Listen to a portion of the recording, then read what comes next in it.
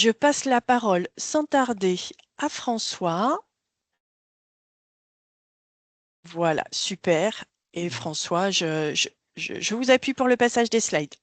Merci. Bonjour à tous. Donc, je suis François Lamal de la DREL Occitanie, la direction de l'aménagement. Je suis chargé de mission sobriété foncière et je vais vous faire un petit rappel des réglementaires et législatifs sur la hiérarchie des normes relatives au SRADET. Donc, la première diapo. Donc, le SRADET, pour mémoire, c'est le document de planification qui permet à la région de formuler sa vision politique et ses priorités en termes d'aménagement du territoire.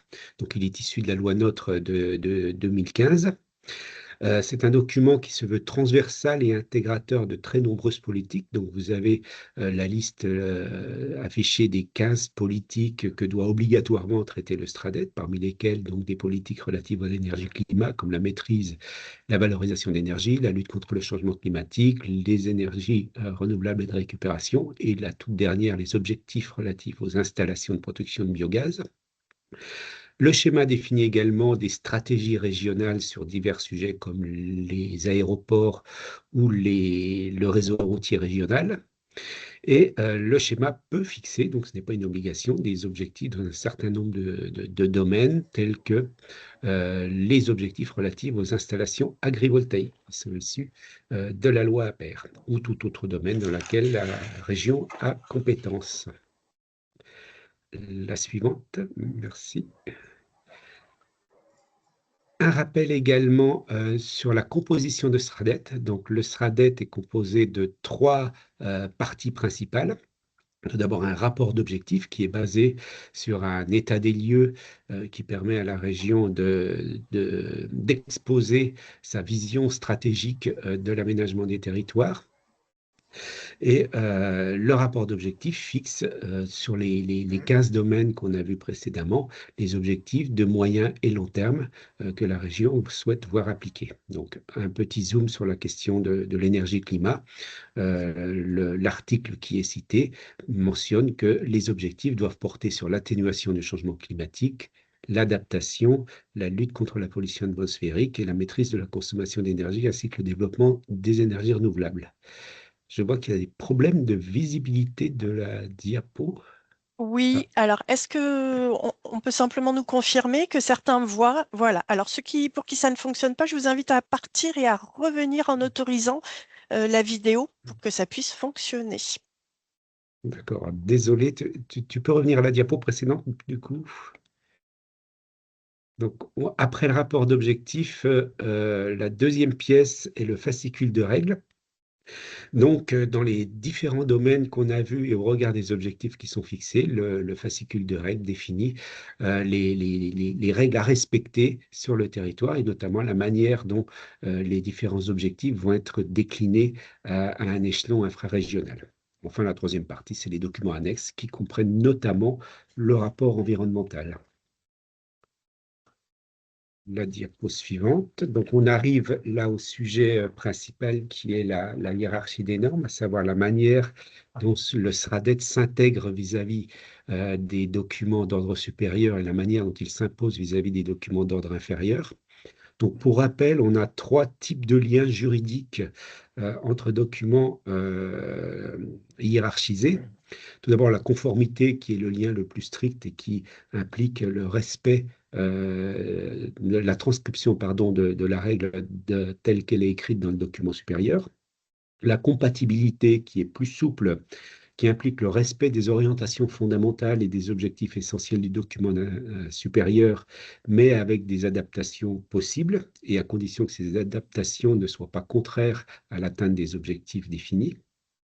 Et enfin, la prise en compte qui ressemble beaucoup au lien de compatibilité, mais qui est encore plus souple, dans la mesure où les objectifs ne peuvent pas être ignorés, mais toutefois des écarts ou des divergences sont possibles à condition d'être justifiés et toujours sous le contrôle du juge. Donc, l'ASRADET, comment est-ce qu'il s'insère dans ce dispositif? Donc, il doit d'abord répondre aux normes supérieures, avec notamment la prise en compte des objectifs de la SNBC, la stratégie nationale bas carbone, et la la compatibilité, pardon, avec les objectifs de développement des énergies renouvelables définis par la PPE. Et le SRADET s'impose aux documents d'ordre inférieur, notamment aux documents de planification qui sont l'objet de notre échange aujourd'hui. Donc, vous avez en bas les SCOT, PLUI et cartes communales, donc qui doivent prendre en compte le rapport d'objectifs tel qu'il est défini, comme on l'a évoqué plus avant, et qui doivent être compatibles avec le fascicule de règles.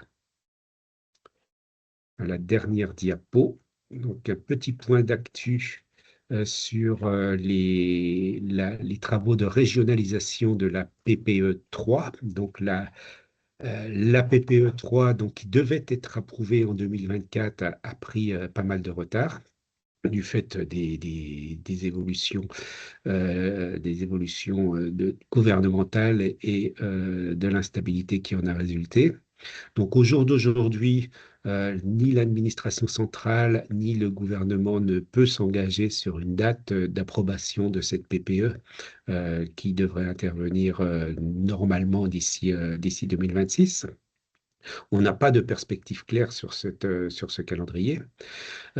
Toutefois, une fois que la PPE sera approuvée, elle devra être déclinée à l'échelle de chaque région. Pour cela, les comités régionaux de l'énergie feront part de leurs propositions de déclinaison au regard des objectifs nationaux à l'administration centrale. Et la synthèse, la compilation des propositions des différentes régions donnera lieu à un arrêté ministériel qui définira région par région et filière par filière les objectifs de développement des énergies renouvelables.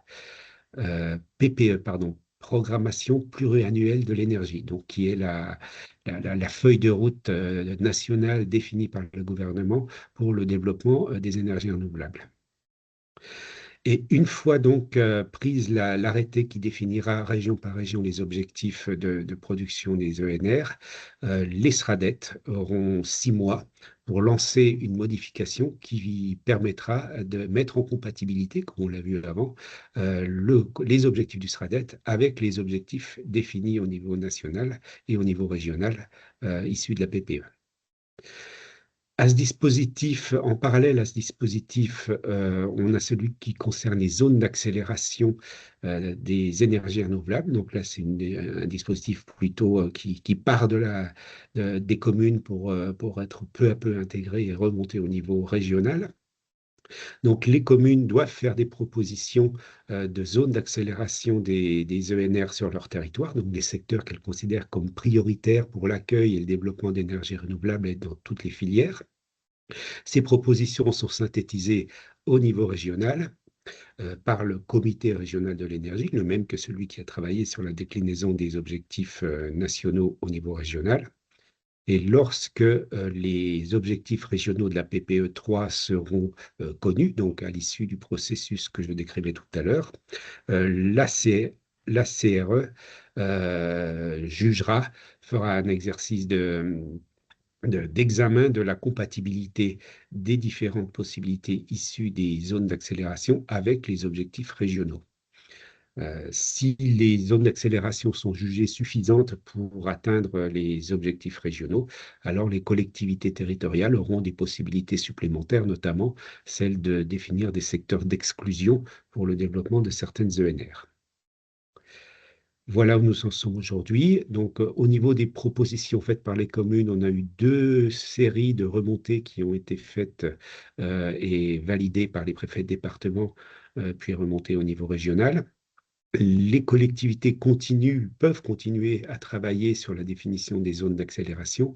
Toutefois, les remontées ne seront prises en compte qu'une fois qu'on aura connaissance des objectifs régionaux issus de la PPE 3. Donc, ils pourront à ce moment-là être réintégrés dans les zones d'accélération validées au niveau régional.